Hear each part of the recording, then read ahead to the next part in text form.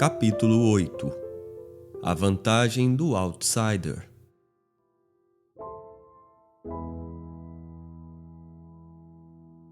Alf Bingham vai ser o primeiro a admitir. Ele é hiperespecializado, pelo menos em teoria. Meu doutorado não é nem em química, é em química orgânica, exclamou ele. Se não houver um carbono envolvido, tecnicamente não estou sequer qualificado. Está bem? Durante a pós-graduação na década de 1970, Bingham e seus colegas de turma tinham de desenvolver maneiras de criar moléculas específicas. Éramos um bando de homens e mulheres inteligentes que podiam criar essas moléculas, ele me disse. Mas, de alguma forma, a solução de alguém era sempre mais inteligente do que a do outro. Eu estava prestando atenção e notei que a solução mais inteligente sempre vinha de um conhecimento que não fazia parte do currículo normal. Um dia, ele foi o mais esperto. Bingham tinha elaborado uma solução elegante para sintetizar uma molécula em 4 etapas curtas, e o elemento-chave do conhecimento envolvia cremor de tártaro, um ingrediente culinário que Bingham conhecia desde a infância. Você pode perguntar a 20 químicos o que é cremor de tártaro e muitos deles não fazem a menor ideia, disse ele. Pensei no processo que diferencia as soluções, e ele não fazia parte de nenhuma grade ou do currículo de ninguém. Percebi que sempre haveria esse pensamento fora da caixa, algo aleatório que tornaria a solução mais inteligente, eficaz em termos de custo, competente, mais lucrativa do que a de qualquer outra pessoa. Então parti dessa ideia de como os problemas são resolvidos, chegando a um outro problema. Como alguém põe para funcionar uma organização que resolve problemas dessa maneira? Anos mais tarde, quando Bingham se tornou vice-presidente de estratégia de pesquisa e desenvolvimento da Eli Lilly, ele teve a chance de tentar construir sua organização inteligente. Na primavera de 2001, Bingham reuniu 21 problemas que frustraram os cientistas da Eli Lilly e perguntou a um alto executivo se poderia publicá-los em um site para que qualquer pessoa pudesse lê-los. O executivo só consideraria fazer isso se a empresa de consultoria McKinsey achasse que era uma boa ideia. A opinião da McKinsey foi: quem sabe? Por que você não faz isso e nos diz qual a resposta? Lembrou Bingham. Este assim os fez. Mas, quando os cientistas que contribuíram com problemas os viram online, escreveram cada um deles para o diretor científico, reclamando que os problemas não deveriam ser abertos ao público, pois eram confidenciais. Por que diabos você acha que alguém, além de nós, pode resolver esses problemas? Eles não deixavam de ter razão. Se os químicos, altamente qualificados e especializados e com os melhores recursos do mundo, estavam presos a problemas técnicos, como é que qualquer outra pessoa poderia ajudar? O diretor científico, CSO, fez com que todos os problemas fossem retirados do site. Bingham insistiu. Valeria ao menos uma tentativa, com problemas que não revelassem um segredo comercial, e se não funcionasse, nenhum prejuízo viria daí. O CSO concordou com seu argumento. O site foi relançado e, no outono, as respostas começaram a aparecer. Os Estados Unidos estavam bem no meio de todo aquele pânico por causa do antrax. Então, Bingham me falou que ele era um dos poucos destinatários do país que pareciam felizes em receber envelopes cheios de pó branco. Eu ia colocando todos no espectrômetro e, conforme cada um chegava, falávamos. Eba, recebemos outro, disse ele. Estranhos estavam criando substâncias que deixavam os químicos da Eli Lilly confusos. Como Bingham supusera, o conhecimento não convencional era a chave. Isso validou a hipótese que tínhamos, mas ainda me surpreendia como esses bolsões de conhecimento estavam escondidos sob outras qualificações. Eu realmente não contava com a participação de advogados. Uma solução de síntese molecular foi enviada por um advogado cujo conhecimento relevante veio do trabalho com patentes químicas.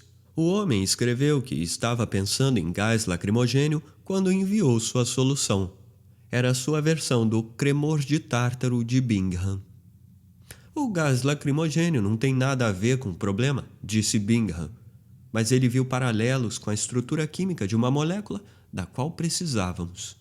Bingham tinha notado que as companhias em geral tendiam a abordar problemas com a chamada pesquisa centralizada, isto é, usando especialistas de uma única área de domínio, tentando soluções que haviam funcionado antes. Porém, seu chamado por ajuda não convencional foi tão bem sucedido que acabou sendo estabelecido como método em uma empresa independente. Chamada de Innocentive, essa empresa é uma facilitadora para companhias de qualquer campo, atuando como rastreadora e sendo paga para postar desafios e recompensas para solucionadores não convencionais. Pouco mais de um terço dos desafios foram completamente resolvidos, uma porção notável, já que a Innocentive foi selecionada para encontrar soluções para problemas que frustraram os especialistas que os publicaram. Ao longo do caminho, a Innocentive percebeu que poderia ajudar os clientes a adaptar suas postagens para tornar a solução mais provável. O truque: estruturar o desafio de forma que se tornasse atraente para uma gama diversificada de solucionadores de problemas. Quanto mais atraente fosse o desafio, não apenas para os cientistas, mas também para os advogados, os dentistas, os mecânicos, maior a probabilidade de que fosse resolvido. Bingham chama isso de pensamento não convencional. Encontrar soluções em experiências muito além do profissional treinado e direcionado para o problema em si. A história está cheia de exemplos que mudaram o mundo. Certa vez, Napoleão queixou-se de que suas tropas só podiam carregar provisões para alguns dias. A fome é mais selvagem do que a espada, escreveu um cronista militar do século IV. O imperador francês era um fomentador da ciência e da tecnologia, de modo que em 1795 ofereceu uma recompensa pela pesquisa sobre a preservação de alimentos. Um punhado das mentes mais formidáveis do mundo vinha trabalhando no problema havia mais de um século, inclusive o cientista irlandês Robert Boyle, o pai da química moderna. Onde grandes mentes da ciência tinham fracassado, o food parisiense e confeiteiro Nicolas Appert se destacou. Appert era um homem de todos os ofícios, de acordo com o Can Manufacturers Institute. Singrava os mares do universo gustativo como confeiteiro, vinicultor, chefe, cervejeiro, fabricante de picles e muito mais. Seus excepcionalmente amplos conhecimentos culinários deram-lhe uma vantagem sobre os cientistas que se concentravam na ciência da preservação. Tendo gasto meus dias nas dispensas, nas cervejarias, nos armazéns e nas adegas da Champagne, bem como em lojas, fábricas e armazéns de confeiteiros, destiladores e mercearias, tive a oportunidade de ser exposto em minha caminhada a todo tipo de aprendizagem, e grande parte das pessoas que se dedicaram à arte da conservação não teve essa oportunidade, e escreveu ele no apropriadamente intitulado livro L'art de conserver pendant plusieurs années toutes les substances animales et végétales. A arte de conservar durante vários anos todos os tipos de substâncias animais e vegetais. Ele colocou comida dentro de garrafas de champanhe de vidro espesso que selou hermeticamente e que depois mergulhou por horas em água fervente. A inovação de Appert foi a base dos alimentos enlatados. Ele preservou uma ovelha inteira em um cântaro só para exibir sua técnica. Sua solução preservou os nutrientes tão bem que o escorbuto, a deficiência de vitamina C, conhecida como o pesadelo dos marinheiros, passou de uma maldição mortal para um incômodo evitável. A principal epifania científica, o calor mata micróbios, ainda estava há 60 anos de ser descoberta por Louis Pasteur. O método de Appert revolucionou a saúde pública e, infelizmente para Napoleão, acabou indo para o outro lado do Canal da Mancha. E em 1815, alimentou as tropas inglesas em Waterloo. Os críticos de Alf Bingham estavam cientes de que amadores e diletantes tinham feito avanços técnicos no passado. Contudo, presumiram que tudo se limitava a isto, um recurso do passado que não se traduziria na era da hiperespecialização.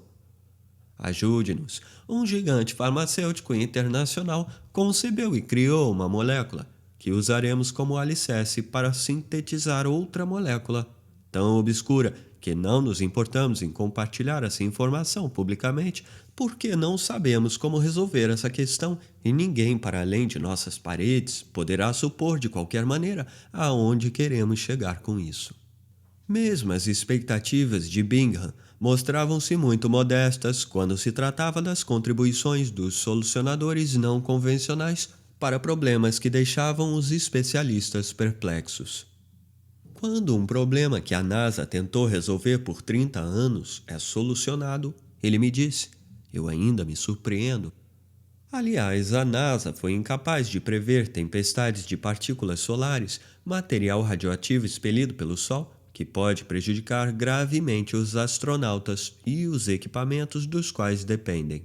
Os físicos especializados estavam compreensivelmente céticos de que os amadores de fora pudessem ajudar, mas depois de 3 décadas às voltas com o problema, não tinham nada a perder. E em 2009, a NASA divulgou a questão por meio da Innocentive. Em 6 meses, Bruce Cragin, engenheiro aposentado da Sprint Nextel e morador da zona rural de New Hampshire, resolveu o problema usando ondas de rádio captadas por telescópios. Antes de se aposentar, Cragin tinha colaborado com cientistas e se dera conta de que essas equipes de especialistas costumavam se atrapalhar com os pequenos detalhes à custa de soluções práticas. Acho que ajudou o fato de eu ser alguém de fora para poderem sair de onde estavam presos. Um funcionário da NASA observou diplomaticamente que houve alguma resistência à solução de Cragin no início, porque usava uma metodologia diferente. Esse era exatamente o ponto. Por isso, Appert e Cragin tiveram uma experiência de trabalho tangencialmente relevante. Outros solucionadores não convencionais prosperaram porque não tiveram nenhuma experiência assim. Em 1989, o famoso petroleiro Exxon Valdez bateu em um recife e vazou sua carga na enseada Prince William.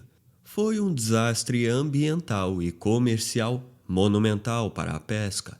Quando o óleo se misturou à água, os trabalhadores da extração referiam-se à gosma resultante como mousse de chocolate.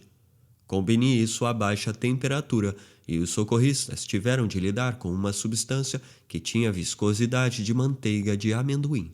Era infernal remover.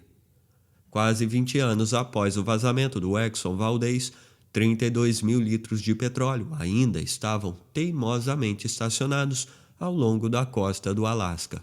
Um dos desafios mais intratáveis para contornar o derramamento de óleo foi o bombeamento do petróleo das barcaças de recuperação depois que ele foi retirado da água. Em 2007, Scott Pegal, gerente do programa de pesquisa do Instituto de Recuperação de Derramamentos de Óleo do Alasca, pensou em pedir ajuda para a Innocentive. Ofereceu uma recompensa de $20 mil por uma solução para a retirada da mousse de chocolate congelada das barcaças de recuperação. Ideias fluíram, a maioria cara demais para ser viável. Então chegou a solução de John Davis, tão barata e simples que fez Scott Pegal rir. Todo mundo olhou para ele. Pegal me contou e apenas disse: "Sim, isso deve funcionar." Davis, um químico de Illinois, vinha ponderando sobre o desafio do derramamento de óleo sentado em aeroportos entre seus voos a trabalho. Claro que começou pensando em soluções químicas, mas então mudou de rumo. Você já está lidando com um poluente químico, disse Davis. Portanto, quer mexer com o mínimo possível de química para evitar ainda mais poluentes? Davis deixou sua especialidade de lado e voltou-se para uma analogia distante. Visualizei o problema do modo como fazemos para beber uma substância espessa, disse ele. Você tem de girar o canudo para mexer. Como pode fazer isso de forma que não seja tão trabalhoso mover aquela gosma? A questão gosmenta, então, fez com que Davis se lembrasse de uma breve experiência que tivera na área da construção. Anos antes, ele se voluntariara para ajudar a construir um longo lance de degraus de concreto que desciam da casa de um amigo até um lago adjacente. Eles só precisavam de uma pessoa a mais para carregar os baldes ou fazer qualquer tipo de trabalho pesado.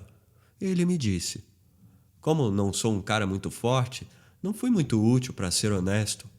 O concreto era descarregado no alto da colina e mandado para baixo por meio de uma calha quando era necessário, na parte inferior. Davis estava de pé no topo, preocupado com um monte de concreto que já estava endurecendo enquanto assava ao sol. Ele alertou o irmão de seu amigo, que lhe disse: Olha só, apanhou uma haste presa a um motor e a encostou no monte de concreto. Ele ficou instantaneamente fluido, lembrou Davis. A haste era, na verdade, um vibrador de concreto que faz exatamente o que seu nome diz. É um pedaço de metal que impede que os componentes do concreto endureçam. Quando me lembrei disso, tive meu momento eureka, disse-me Davis. Davis ligou para uma empresa que vendia vibradores de concreto para entender alguns detalhes de seu funcionamento. Então, fez um esboço de como os vibradores poderiam facilmente se conectar a uma barcaça e fazer com a mousse de chocolate o que já faziam com o concreto. Contando com os esboços, a solução tinha um total de 3 páginas. Às vezes você apenas balança a cabeça e resmunga: bem, por que eu não pensei nisso? Se pudesse ser facilmente resolvido por pessoas do setor, já teria sido feito, disse Pegal. Acho que isso acontece com frequência maior do que gostaríamos de admitir, porque tendemos a ver o quadro geral, com todas as informações que coletamos em nossa área, e às vezes isso nos leva a um caminho em que a gente dá de cara na parede. É difícil voltar atrás e encontrar outro. Pegal estava basicamente descrevendo o efeito Einstein-Lang, um termo psicológico para a tendência dos solucionadores de problemas de empregar apenas métodos familiares, mesmo que outros métodos melhores estejam disponíveis. Mais tarde, Davis ganhou outro prêmio em dinheiro em um desafio que buscava solução para problemas com um produto de remoção de pelos. A lembrança de chiclete mascado tocando em sua perna quando criança o levou a uma resposta. Quando perguntei a Davis se ele estava propenso a abordar problemas por meio de analogias distantes, de experiências aleatórias fora de sua área de atuação, ele precisou ponderar por um momento. Perguntei se ele faz isso quando encara problemas diários de química. Sabe, não faço isso não, disse. São esses outros enigmas ou problemas que fazem você pensar fora da caixa. A Inocentive funciona em parte porque, conforme a atenção dos especialistas se estreita, a caixa se parece mais e mais com bonecas russas. Especialistas se dividem em subespecialidades, que logo se dividem em subsubespecialidades. Mesmo que eles se livrem de uma boneca, podem ficar presos dentro da próxima, um pouco maior. Cragen e Davis já começaram fora da caixa e viram soluções diretas que confundiam os especialistas, diretamente envolvidos, com todo o seu treinamento e todos os recursos. Os próprios solucionadores ficaram espantados quando resolveram um problema que dificultou a vida de companhias ou indústrias inteiras. Demorei 3 noites para chegar à solução, disse um solucionador não convencional à revista Science, depois de responder ao pedido de ajuda da Johnson Johnson para um problema de produção na fabricação de medicamentos para tuberculose. Acho estranho que uma grande empresa farmacêutica não consiga resolver esse tipo de problema. Karim Lakhani, co-diretor do Laboratório de Inovação Científica de Harvard, fez com que os solucionadores de problemas da Innocentive avaliassem quão relevantes eles eram em seu próprio campo de especialização. E descobriram que, quanto mais o problema era distante da área de especialização do solucionador, mais provável era que ele resolvesse o problema. À medida que as caixas organizacionais ficam menores e à medida que as pessoas de fora se envolvem mais facilmente online, a busca de novas soluções ocorre cada vez mais fora dos limites da empresa original, escreveram Lakhani e seus colaboradores.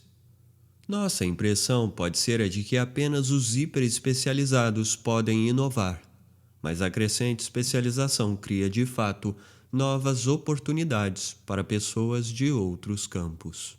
Como Alf Bingham notou, quando lidam com problemas complexos, as organizações tendem a procurar soluções em sua própria área de atuação. Eles se apoiam em especialistas de um único domínio de conhecimento e métodos que funcionaram previamente. Pense no laboratório do capítulo 5, que contava apenas com especialistas em Escherichia coli. Se os especialistas falharem, todo o processo fica paralisado. Para os problemas mais complexos, nossa pesquisa mostra que uma solução baseada em especialização apresenta muitas vezes uma solução inferior, disse Lakhani. A grande inovação acontece com mais frequência quando um estranho, que pode estar longe da área primária do problema, reformula a questão, de maneira a desbloquear a solução. Desde que a Innocentive demonstrou o conceito, outras organizações surgiram para capitalizar solucionadores não convencionais em campos que costumam ser altamente especializados. A Kaggle atua como a Innocentive, mais especificamente publicando desafios na área de aprendizagem automática, inteligência artificial projetada para possibilitar que computadores aprendam sem intervenção humana. Shubin Dai, que mora em Changsha, na China, foi o melhor solucionador da Kaggle no mundo até o momento, entre mais de 40 mil colaboradores. Seu trabalho diário é liderar uma equipe que processa dados para bancos, mas os desafios da Kaggle lhe deram a oportunidade de se envolver em aprendizado de máquina. Seus problemas favoritos envolvem saúde humana ou preservação da natureza, como uma competição em que ele ganhou $30 mil ao manipular imagens de satélite para determinar se a devastação florestal na Amazônia tinha causas naturais ou se era gerada por ações humanas. Perguntaram a Dai para um artigo no blog da Kaggle sobre quão importante era o papel da especialização para ganhar competições. Para ser franco, não acho que podemos nos beneficiar muito do domínio de conhecimento. É muito difícil ganhar uma competição apenas usando métodos conhecidos, respondeu ele. Precisamos de soluções mais criativas. As pessoas que resolvem um desafio da Kaggle na área da saúde não têm treinamento médico, não têm estudos profundos em biologia e também não são realmente especialistas em aprendizado de máquina, disse Pedro Domingos, professor de ciência da computação e pesquisador de aprendizado automático. O conhecimento é uma faca de dois gumes. Ele permite que você faça algumas coisas, mas também o torna cego para outras questões com as quais você poderia lidar. Don Swanson percebeu isso. As oportunidades para pessoas de outros campos, como Bruce Craigen e John Davis, que mesclam linhas díspares de conhecimento. Swanson concluiu o doutorado em física em 1952 e, em seguida, trabalhou como analista de sistemas de computação industrial, ficando fascinado com a organização de informações. Em 1963, a Universidade de Chicago convidou-o para ser reitor da Graduate Library School. Com seus 38 anos de experiência no setor da indústria privada, ele era uma ave rara. O anúncio de sua contratação dizia: Swanson é o primeiro cientista da área das ciências físicas a dirigir uma pós-graduação em biblioteconomia neste país. Swanson começou a se preocupar com o aumento da especialização, que levaria a publicações que atendiam a apenas um pequeno grupo de especialistas e inibiria a criatividade. A disparidade entre a quantidade total de conhecimento registrado e a capacidade humana limitada de assimilá-lo não apenas é enorme, como cresce incessantemente, disse ele certa vez. Como podem as fronteiras serem expandidas? Pensou Swanson. Se um dia levaremos uma vida inteira para alcançá-las em cada domínio especializado. Em 1960, a Biblioteca Nacional de Medicina dos Estados Unidos usava cerca de 100 pares específicos de termos para indexar artigos. Em 2010, estava aproximando-se de 100 mil. Swanson considerou que, se esse grande estrondo do conhecimento público continuasse em ritmo acelerado, as subespecialidades seriam como galáxias, afastando-se umas das outras, até que cada uma se tornasse invisível para todas as demais. E como ele sabia que a resolução interdisciplinar de problemas era fundamental, isso precisava ser resolvido. Na crise, Swanson enxergou oportunidade. Ele percebeu que poderia fazer descobertas conectando informações de artigos científicos de campos de subespecialidades que nunca se referiam uns aos outros e não tinham cientistas trabalhando juntos. Por exemplo, ao cruzar sistematicamente bancos de dados bibliográficos de diferentes disciplinas, descobriu 11 conexões negligenciadas entre a deficiência de magnésio e a pesquisa sobre enxaqueca e propôs que fossem testadas. Todas as informações que encontrou estavam em domínio público, mas nunca haviam sido conectadas. Conhecimento público não revelado, foi como Swanson chamou. Em 2012, a Sociedade Americana de Cefaleia e a Academia Norte-Americana de Neurologia revisaram todas as pesquisas sobre a prevenção da enxaqueca e concluíram que o magnésio deveria ser considerado um tratamento comum. A comprovação da eficiência do magnésio era tão forte quanto a dos remédios mais populares, como o ibuprofeno. Swanson queria mostrar que áreas de literatura especializada, que normalmente nunca se sobrepunham e estavam cheias de tesouros interdisciplinares escondidos, esperando para serem conectados. Ele criou um sistema de computador, o Arrowsmith, que ajudou outros usuários a fazerem o mesmo que ele. Criar pesquisas que pudessem revelar conjuntos de artigos científicos díspares, mais relevantes, e fundou um campo da ciência da informação, que trabalha para conectar as diversas áreas do conhecimento, em um momento no qual as especialidades que podem informar umas às outras se distanciam. Swanson faleceu em 2012. Então entrei em contato com sua filha, a professora de filosofia política Judy Swanson, para ver se o pai já havia discutido com ela suas preocupações sobre especialização. Quando a encontrei, ela estava em uma conferência, como sempre relacionada à superespecialização nas ciências sociais. Disse-me: à primeira vista, Judy Swanson parece bem especializada. Sua página da faculdade listava 44 de seus artigos e livros, todos com Aristóteles no título. Então perguntei como se sentia sobre sua especialização, e ela pareceu surpresa.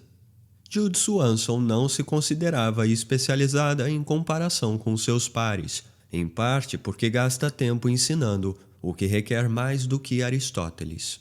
Há esse sentimento de frustração quando penso que eu deveria estar fazendo algo mais especializado, disse-me ela. Os departamentos acadêmicos não se limitam mais a se fraturar naturalmente em subespecialidades, mas elevam a estreiteza como um ideal. Isso é contraproducente. Como Karim Lakhani declarou depois de sua pesquisa na Innocentive, a chave para a solução criativa de problemas é identificar pessoas não convencionais que usam abordagens diferentes para que o campo de origem do problema não acabe restringindo a solução. Algumas vezes, o campo original pode ser tão restrito que um curioso de fora dele é mesmo o único que pode ver a solução. O assunto do e-mail chamou minha atenção. Medalhista olímpica e paciente com distrofia muscular com a mesma mutação. Eu tinha acabado de escrever um livro sobre genética e atletismo e achei que estava prestes a ler um artigo que tinha deixado de lado. Em vez disso, cheguei a uma mensagem da própria paciente com distrofia muscular, Jill Vils, uma mulher de 39 anos que vivia em Iowa. Jill tinha uma elaborada teoria ligando a mutação genética que enfraquecia seus músculos a uma velocista olímpica e ofereceu-se para enviar mais informações. Eu esperava por uma carta, talvez alguns recortes de notícias. Recebi uma pilha de fotos de família, um histórico médico detalhado e um livreto de 19 páginas, encadernado e ilustrado, que apontava as mutações genéticas, remetendo às suas posições específicas no DNA. O dever de casa dela estava muito bem feito. Na página 14 havia uma foto de Jill de biquíni azul, cabelos loiros despenteados, sentada na areia sorrindo. Seu torso parecia normal, mas seus braços eram incrivelmente finos, como galhos espetados em um boneco de neve. Suas pernas não pareciam que poderiam segurá-la. A coxa não era mais larga do que a articulação do joelho. Ao lado dessa foto estava Priscilla Lopes Schillep, uma das melhores velocistas da história do Canadá. Nas Olimpíadas de 2008 em Pequim, ela ganhou uma medalha de bronze nos 100 metros com barreiras. A justa posição era de tirar o fôlego. Na foto, Priscilla está no meio de uma passada, cordões de músculo descendo pelas pernas, veias destacando-se em seus antebraços. Ela parece uma super-heroína desenhada por uma criança. Eu dificilmente poderia imaginar duas mulheres que parecessem menos propensas a compartilhar uma condição biológica. Nas fotos online de Priscilla, Jill reconheceu algo em seu próprio corpo, muito mais magro, um padrão familiar de perda de gordura nos membros. Sua teoria era de que ela e Priscilla tinham o mesmo gene mutante, mas como Priscilla não sofria de distrofia muscular, seu corpo havia encontrado um jeito de contorná-lo, como disse Jill. Em vez disso, estava construindo músculos gigantescos. Se sua teoria estivesse correta, esperava Jill, os cientistas gostariam de estudá-la junto com Priscilla para descobrir como ajudar as pessoas com músculos como os de Jill a ter um pouco mais de músculos como os de Priscilla, que estava no outro extremo do espectro. Ela queria minha ajuda para convencer Priscilla a fazer um teste genético. A ideia de que uma professora substituta de meio período, operando o instrumento médico de ponta, conhecido como o Google Imagens, pudesse fazer uma descoberta significativa sobre uma atleta profissional que é examinada por médicos como parte de seu trabalho, soou como algo entre a improbabilidade total e a loucura absoluta. Consultei um geneticista de Harvard. Ele estava preocupado. Fortalecer um relacionamento entre essas duas mulheres pode acabar mal, disse-me ele. As pessoas ficam instáveis quando se relacionam com celebridades com as quais acham que têm alguma conexão. Eu nem sequer tinha pensado nisso. E certamente não queria facilitar as coisas para uma stalker. Levou tempo para Jill me convencer de que, por causa de sua experiência única de vida, podia ver o que nenhum especialista poderia. Quando Jill tinha 4 anos, uma professora da pré-escola notou que ela tropeçava. Jill disse à mãe que estava com medo dos dedos de bruxa que agarravam suas canelas e a faziam tropeçar. Seu pediatra encaminhou a família à Clínica Mayo. Exames de sangue mostraram que Jill, o pai e o irmão tinham níveis mais altos do que o normal de creatina quinase, uma enzima que se espalha a partir de músculos danificados. Os médicos achavam que a família podia carregar algum tipo de distrofia muscular, mas essa é uma doença que normalmente não se manifesta assim em meninas. O pai e o irmão de Jill pareciam bem. Eles disseram que nossa família era única, disse Jill. Isso era bom de uma certa maneira, porque foi bem honesto da parte deles. Mas por outro lado, foi aterrorizante. Todo verão, Jill voltava à Clínica Mayo e os resultados eram sempre os mesmos. Tinha parado de cair, mas aos 8 anos, a gordura de seus membros tinha começado a desaparecer. Outras crianças podiam fechar os dedos ao redor de seu braço e, quando as veias começaram a se projetar de suas pernas, perguntaram a ela como era ser velha. A mãe de Jill estava tão preocupada com a vida social da filha que pagou em segredo para uma menina passear com ela. Aos 12 anos, Jill começou a se esforçar para manter o corpo equilibrado na bicicleta e teve de se agarrar ao corrimão em uma pista de patinação. Jill começou a procurar respostas como uma criança faria. Vasculhou os livros da biblioteca que falavam sobre assombrações. Isso realmente assustou meu pai, ela me disse. Ele estava tipo, bem, você está interessada em ocultismo agora ou o quê? Mas não era nada disso. Jill simplesmente não conseguia explicar o que estava acontecendo com seu corpo. Então, quando lia histórias de pessoas com aflições inexplicáveis, sabe, eu acreditava nelas. Quando foi para a faculdade, Jill tinha 1,70 m e pesava só 40 quilos. Ela não saía da biblioteca e examinava qualquer revista científica que tratasse sobre doenças musculares. Encontrou um artigo chamado Muscle and Nerve sobre um raro tipo de distrofia muscular chamada Emery-Dreifuss e se assustou com uma foto que o acompanhava. Isso é o braço do meu pai, pensou ela. O pai era magro, mas seus músculos do antebraço eram incrivelmente bem definidos. Jill o chamava de braço de Popeye quando ela era pequena. Outro artigo descrevendo pacientes que sofriam com Emery-Dreifuss, aliás, realmente faziam referência a uma deformidade do braço do Popeye. O artigo Muscle and Nerve relatava que os pacientes com Emery-Dreifuss apresentam contraturas que afetam a mobilidade articular. Tive calafrios lendo aquilo, lembrou-se Jill. Ela descreveu suas próprias contraturas como se fosse uma boneca Barbie. Braços sempre flexionados, pescoço rígido, pés permanentemente inclinados, como se esperassem saltos altos. A pesquisa indicava que a Emery-Dreifuss só ocorria em homens, mas Jill estava certa de que era isso que tinha, e com medo. A condição apresentava também problemas cardíacos. Jill recheou uma pasta com artigos para levar para casa durante o recesso da faculdade. Um dia encontrou seu pai folheando-os. Ele tinha tido todos os sintomas. Contou à filha. Bem, sim, eu sei. Seu braço e o pescoço, respondeu Jill. Não, ele disse.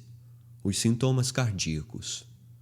Durante anos foi dito ao pai de Jill que seu ritmo cardíaco irregular se devia a um vírus. Não é isso, disse Jill no mesmo instante. Temos Emery-Dreifuss. Ela levou o pai de 45 anos ao Iowa Heart Center e insistiu para que um cardiologista o examinasse. Enfermeiros exigiam um encaminhamento, mas Jill era tão persistente que cederam. O cardiologista colocou no pai dela um monitor que registrou a atividade elétrica de seu coração por um dia, durante o qual o pulso caiu para a casa dos 20. Ele estava pronto para vencer o Tour de France, ou prestes a cair morto. O pai de Jill foi levado às pressas para uma cirurgia de emergência para colocar um marcapasso. Ela salvou a vida do pai, contou-me Mary, mãe de Jill. Ainda assim, o Iowa Heart Center não confirmou a condição da família. Em suas leituras, Jill encontrou um grupo italiano de pesquisa que buscava famílias com Emery Dreifuss e esperavam localizar a mutação genética que causava essa condição. Jill, de 19 anos, vestiu seu terninho azul marinho mais imponente, levou os papéis para um neurologista em Des Moines e pediu para entrar em contato com os italianos. Não, não é isso que você tem. Lembra-se de ter ouvido o neurologista dizer com severidade. Ela se recusou a olhar para os papéis. Para ser justo, Jill era uma adolescente autodiagnosticando uma doença extremamente rara que ocorre apenas em homens. Então, em 1995, ela escreveu para os pesquisadores italianos e incluiu uma foto de si mesma. A resposta que recebeu do Instituto de Genética, Bioquímica e Evolucionista foi claramente destinada a um cientista. Por favor, envie o DNA de toda a família, diziam os pesquisadores. Se você não puder enviar o DNA, basta enviar sangue fresco. Jill convenceu uma amiga enfermeira a contrabandear agulhas e tubos de ensaio para sua casa. Felizmente, a Itália aceitou o sangue pelo correio normal. Levaria anos para Jill ser procurada pelos italianos de novo, mas ela estava convencida. Em sua visita anual à Clínica Mayo, sob os protestos da mãe, pegou sua própria caneta e escreveu Emery Dreifuss em sua ficha médica. Em 1999, recebeu um e-mail da Itália. Ela respirou fundo e clicou. Jill tinha uma mutação em um gene conhecido como LMNA. O pai dela também. E 2 irmãos e uma irmã dela também eram portadores. O mesmo aconteceu com outras 4 famílias no estudo com Emery Dreifuss. Jill estava certa. O gene do LMNA carrega uma receita para construir um emaranhado de proteínas no centro de cada célula, que influencia como outros genes são ligados ou desligados, como luzes, mudando o modo como o corpo gera gordura e músculo. Em algum lugar ao longo dos 3 bilhões de Gs, Ts, As e Cs no genoma de Jill, um erro de digitação de apenas uma letra criara toda aquela confusão. Jill estava feliz por ter ajudado a descobrir uma nova mutação causadora de doenças. E a coisa toda ainda era quase que sinistramente cômica, disse-me ela. Tudo se resume a um G que foi alterado para um C. O pai de Jill tinha 63 anos em 2012, quando seu coração finalmente falhou. A essa altura, Jill deslocava-se em um carrinho motorizado e tinha se casado, tido um filho e se aposentado de seu trabalho de detetive médica. Dias depois de seu pai falecer, sua irmã mais nova mostrou a ela uma foto online de uma velocista olímpica extremamente musculosa, que estava visivelmente perdendo peso. Eu dei uma olhada e disse a mim mesma: "O quê? Nós não temos isso? Do que você está falando?" Disse Jill. Então ela ficou curiosa. Jill tinha se perguntado sobre a gordura havia muito tempo, assim como os músculos, e estava visivelmente ausente de seus membros. Mais de uma década antes, quando eu tinha 25 anos, um diretor de laboratório da Johns Hopkins ouvira falar dela e, querendo um mutante do LMNA no laboratório, ofereceu-lhe um estágio de verão para examinar periódicos sobre qualquer condição causada por uma mutação de LMNA.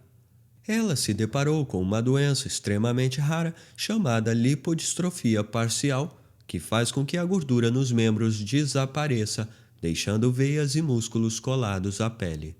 Mais uma vez, Jill viu sua família. Seria possível que não tivesse uma, mas 2 doenças genéticas ridiculamente raras? Com as fotos em mãos, Jill foi atrás de alguns especialistas em uma conferência médica. Garantiram-lhe que ela não tinha lipodistrofia e diagnosticaram algo mais comum: síndrome interna. Quando um estudante de medicina aprende sobre uma nova doença, disse Jill, ele acredita sofrer da doença sobre a qual está lendo.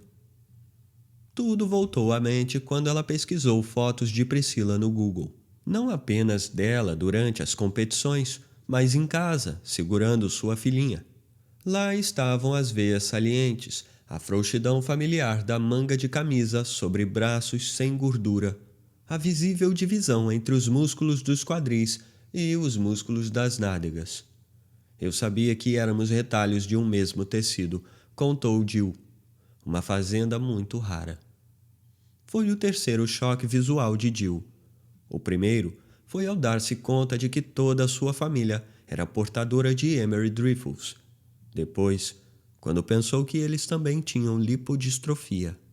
E agora, ao reconhecer em Priscila o mesmo padrão de perda de gordura. Mas, se compartilhavam a mesma condição sobre gordura corporal, como Priscila conseguira construir uma camada dupla de músculos, enquanto ela mal tinha uma sombra disso?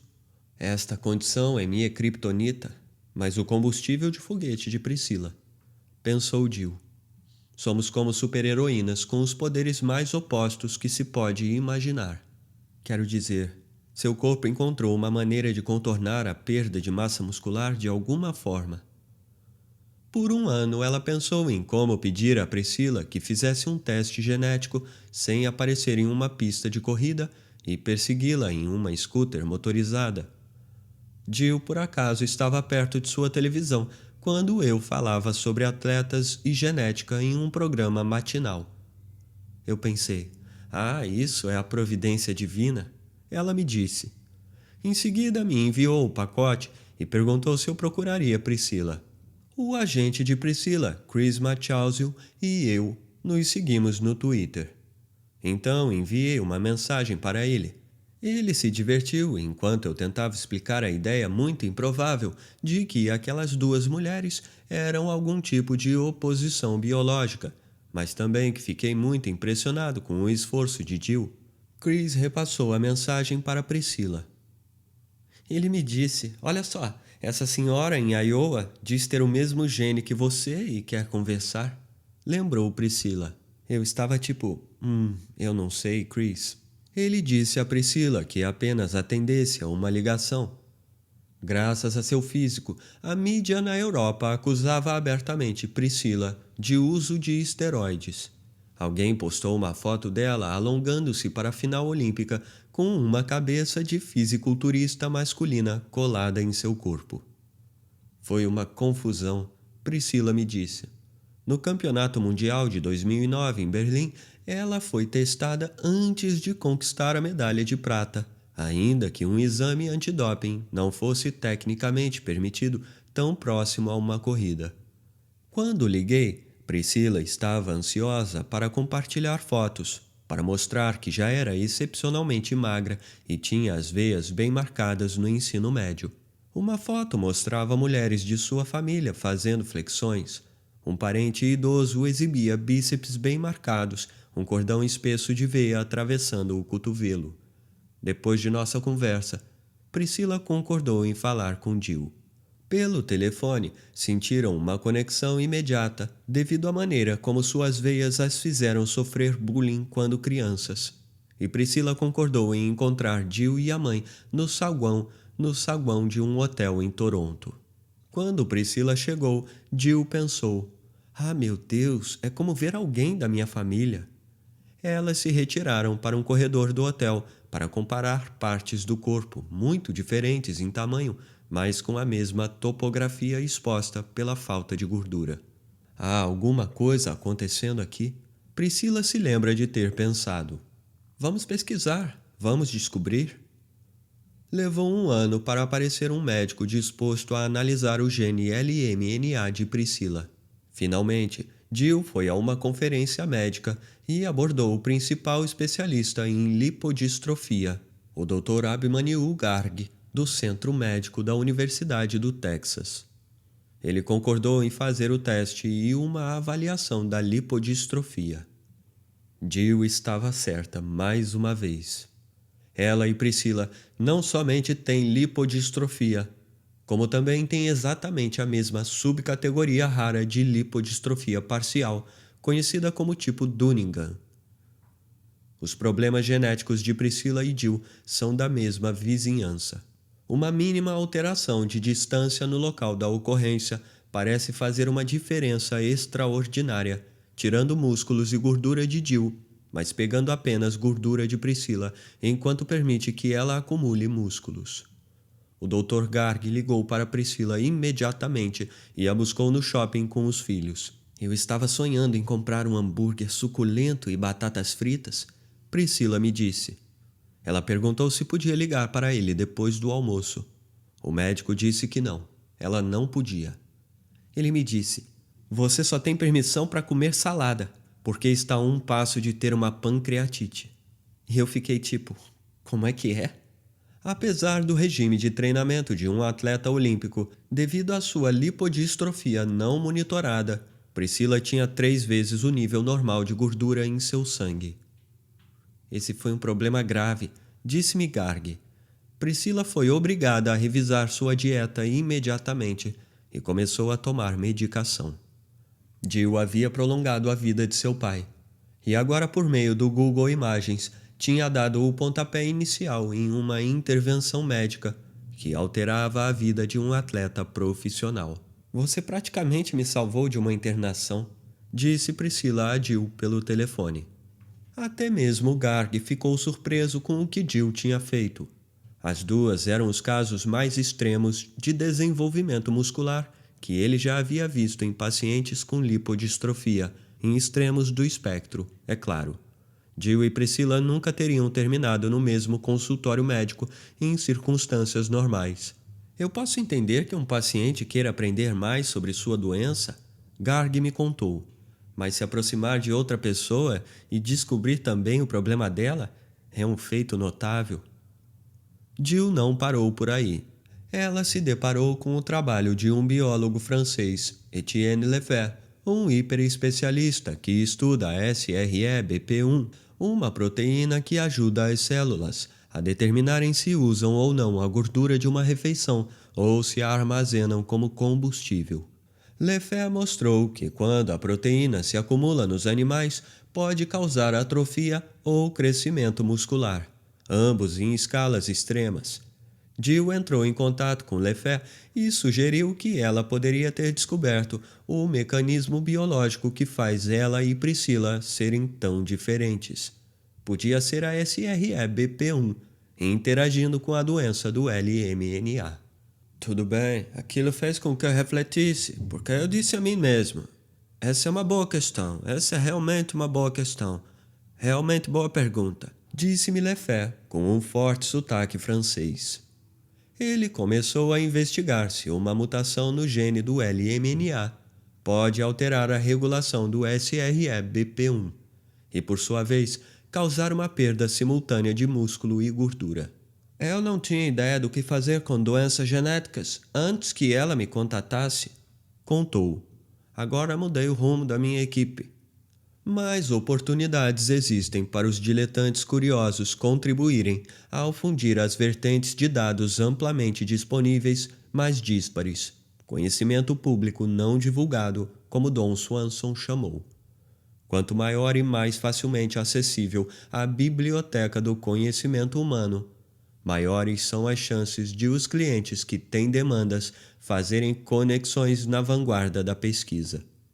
Uma empresa como a Innocentive, que à primeira vista parece totalmente contra-intuitiva, deve tornar-se ainda mais frutífera conforme a especialização se acelera. Contudo, não é apenas o aumento de novos conhecimentos que gera oportunidades para não especialistas. Na corrida pelo que virá, muito conhecimento útil é simplesmente deixado para trás sem ser aproveitado. Isso representa outro tipo de oportunidade para aqueles que querem criar e inventar, mas que não podem ou simplesmente não querem trabalhar na vanguarda. Pode-se avançar olhando para trás, pode-se voltar a conhecimentos antigos, e então escolher lidar com eles de uma nova maneira.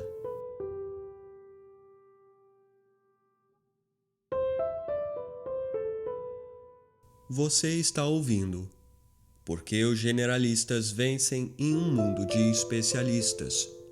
Autor David Epstein. Compre o livro físico e estimule assim a produção de mais obras como esta.